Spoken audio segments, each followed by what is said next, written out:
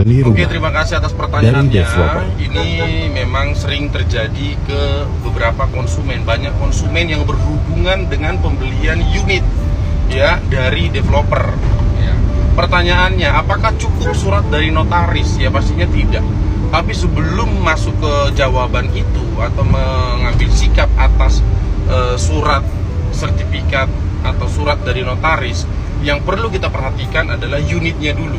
Apakah unit pada saat kita pembelian itu apakah sudah ready? Apakah inden? Inden itu adalah kita membeli dengan posisi karena apa? Karena kita menyukai harganya, kita menyukai karena dari gambarnya. Nah, jadi harus diperhatikan. Kenapa? Karena kalau yang berhubungan dengan developer pasti yang dijual itu legalitasnya adalah sertifikat induk. Sertifikat induk itu harus di split sesuai dengan ukuran yang kita beli.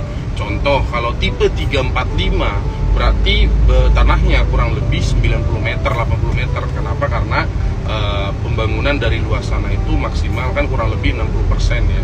Nah, jadi harus diperhatikan dulu. Kalaupun data dari notaris, apakah dia surat pesanan, apakah perjanjian khusus ya, apa dia pengikatan perjanjian jual beli, apakah berupa akta otentik atau akta jual beli. Kalau dia sudah menjadi akta otentik, akta jual beli, kita pun harus cross check dan harus melanjutkan surat dari notaris itu ke BPN, Badan Pertanahan Nasional. Kalau kita sudah melunasi, berarti otomatis kita berhak mempertanyakan kapan balik nama ke atas nama kita sesuai dengan luas yang kita pesan. Kalau tidak diproses, hati-hati, berarti itu adalah developer penipu. Ya, apalagi seringkali developer itu membangun rumah, menjual unit bukan milik dia, tapi milik orang lain. Dia hanya sebagai pemodal atau murni kontraktor. Ya, jadi harus diketahui sertifikat induknya itu milik siapa. Kalau memang contohnya itu masih diragukan, ya tinggal cross check lah di BPN, cross check melalui notaris yang dipercaya, bukan dari notaris yang dipilih oleh developer.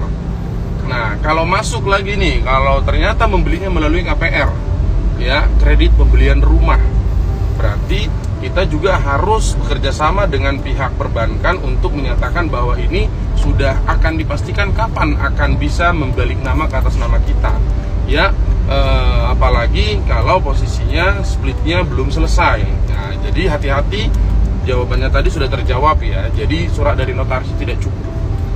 Bahkan seringkali notaris ini sampai berujung ke pengadilan. Kenapa? Karena produk yang dikeluarkannya juga masih belum dapat berdiri utuh dan tidak dapat dipertanggungjawabkan di depan pengadilan, apalagi kalau proses di pidana gitu. Jadi sering sekali kami kan hanya membuat akta. Kalau memang kalian mau permasalahkanlah. Kenapa? Karena kalian membeli dengan sadar hukum, dengan cakap hukum. Ya, yang terpenting hati-hati, tetap mengcross check kembali sebelum melakukan pelunasan. Ya, bila perlu sebelum melakukan DP tanah jadi harus pastikan dulu itu aman dan tidak bersengketa, tidak ada masalah apapun, dan pembeliannya pun dapat nanti menjadi kesejahteraan untuk orang yang membeli, ya, apalagi untuk menghuni, bukan untuk menjadi nestapa. Oke, semoga bermanfaat. Terima kasih. Kita sudah sampai, ya.